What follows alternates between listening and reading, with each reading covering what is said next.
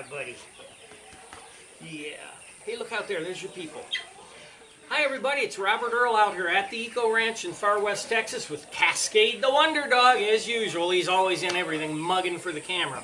Hey, it's a vlog for right around July 18th, 2017. The monsoon rains have hit us, and I've got a couple of things I need to go over as a result of the monsoon rains. Wanted to update you on, well, actually not really update you, just inform you of a couple of things. If you've wandered by here from some keyword that poked you or you got curious and you haven't seen any of my videos, vlogs generally are a little bit boring for first-time viewers, so I would invite you to go to the channel, Eco Ranch USA, all one word, Eco Ranch USA. Go to the channel and pick some stuff of interest and watch it. I get halfway funny. I'm not really that funny, but I get halfway funny in some of them. So I want to show you a couple of things that that have gone, well, one thing that's kind of a problem, and a couple of things that we're going to do a little bit differently real quick in this. First of all, we had our Japanese farm stay student here from the organization called Workaway, workaway.info, and marvelous. It was great. But at the same time as he was here, we had a young man who moved out here, actually bought some property, moved out here, did it the right way. He arrived with money, he arrived with supplies, he arrived with a plan, and he needed help. Well, the problem was, I'm one old man, and I couldn't really give both of them all the attention they needed. So the young guy got a lot of attention, my Japanese guy didn't. That bit me in the butt, and I'm about to show you that. So let me get behind the camera and show you what happened. So like I intend on doing with everybody that comes on a farm stay program, whether they're woofers, Workaway, or HelpX, I have 20, 25, 30 different things that we're doing at any given time. You can just see when you look out here that this is just always chaos. And I give them a choice. I say, here's all the things we can do. Well, to my surprise, a Japanese fellow, Takuma, he said he'd like to work on roofing. So what he and I did was we put this roof from right where I'm pointing to there, all the way back, which is 40 feet, including the translucent panel. We built that roof. We built everything. We built the joists, the headers, everything went up, and then the roofing, and he did a great job, and now he went home to knowing that he can do roofing. Why he wanted to do roofing, I don't know, and I don't care because he did a great job of it. The problem was, because we were helping that other young fellow, he needed our attention too. So Takuma and I got the roof up and forgot about something that has bit me right square in the butt. And you can see it right there. You can't really adhere old mortar to new mortar. It's more the weight that's going to do it, that holds it in place. Now, that's kind of the simple explanation. So if you're a mason out there, don't jump on me. I know the complete explanation.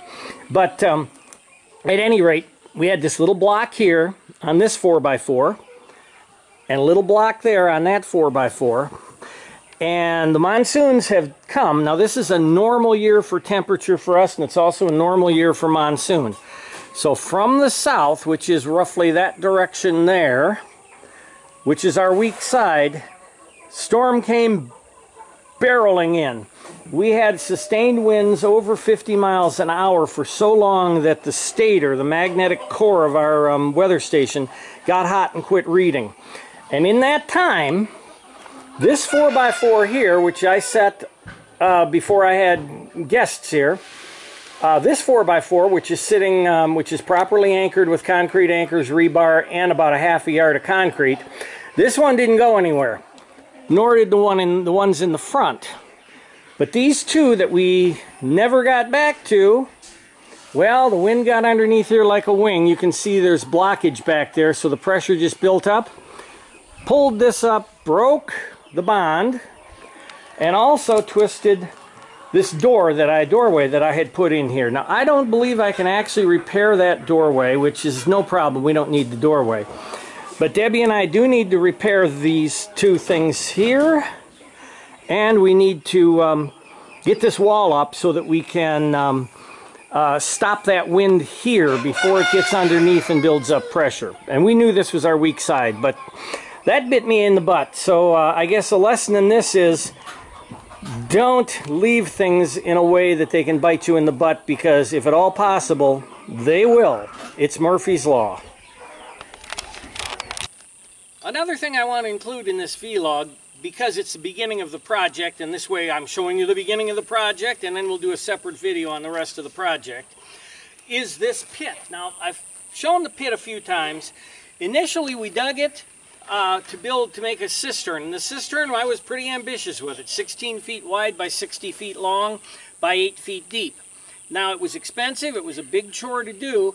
And what happened is I just started on it and my legs went out. Now, my legs went out as a result of the accidents I had several years ago, and I've discussed those in other videos. And I spent most of last summer with my legs not wanting to carry my weight or do much of anything. So not much got done. All of a sudden the legs came back. I don't know why. It might have to do with the fact that I lost weight, which, if anybody notices, has been following me. Yeah, I lost a lot of, maybe not weight, but fat. I haven't weighed myself, but I'm not ill. I'm just getting thinner because, well, at 64, I better get a little thinner.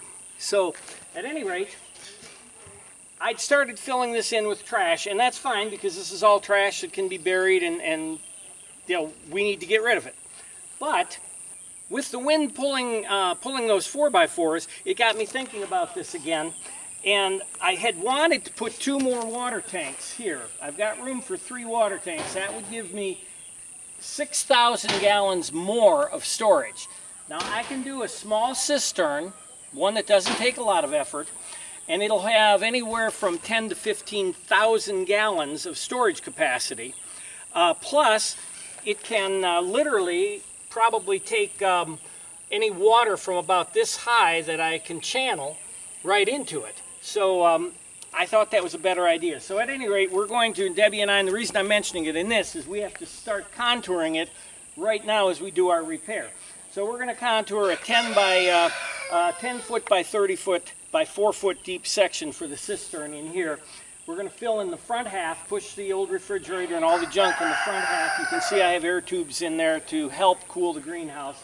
And this back half here, we're going to make it into a little tiny valley, kind of mini terraforming.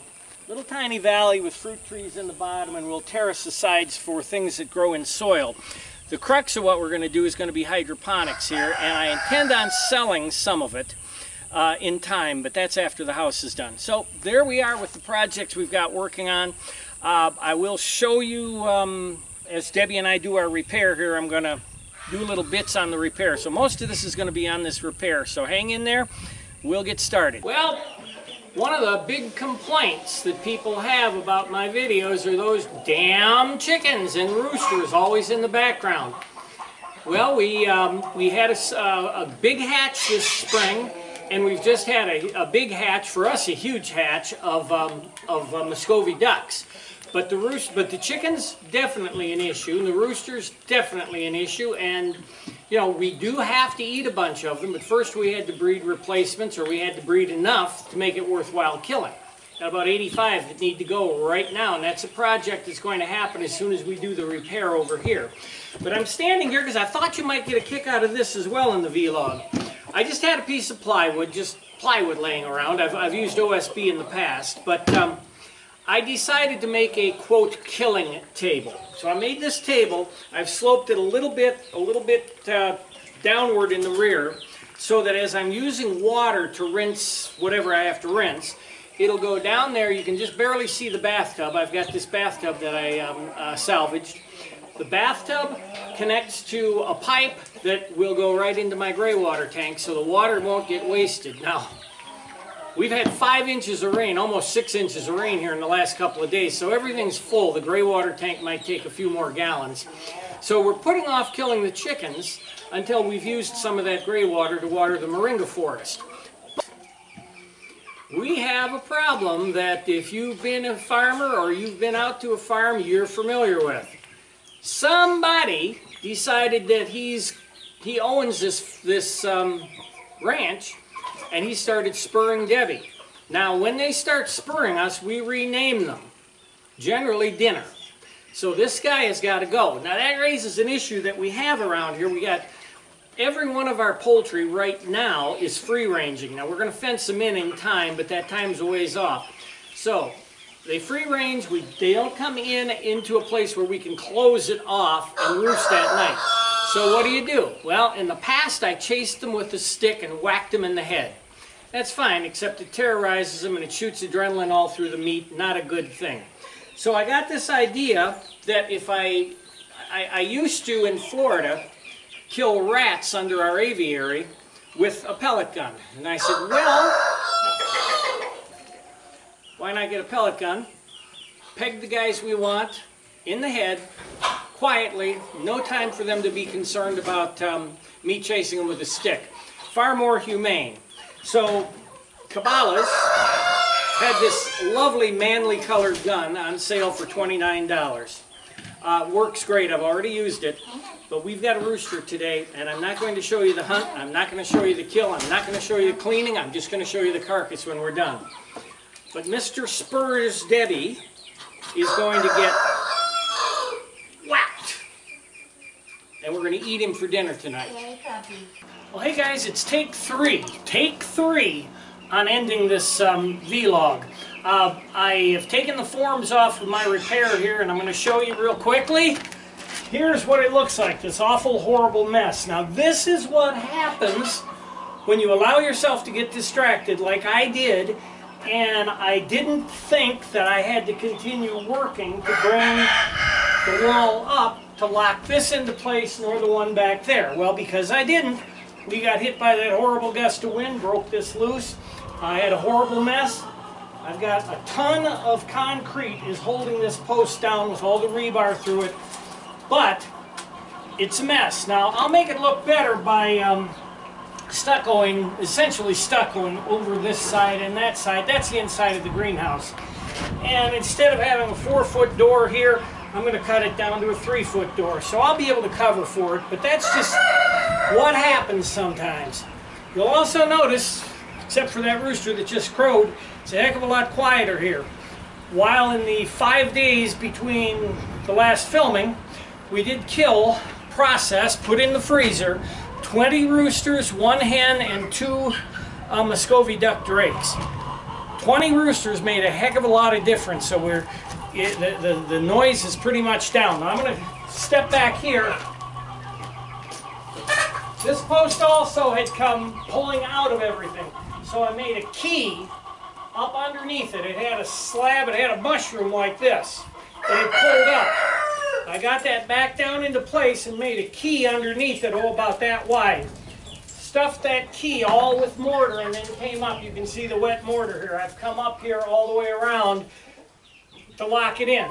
Now it's vulnerable. If we get hit from wind from here, this will break loose, so I'm just going to cross my fingers on that.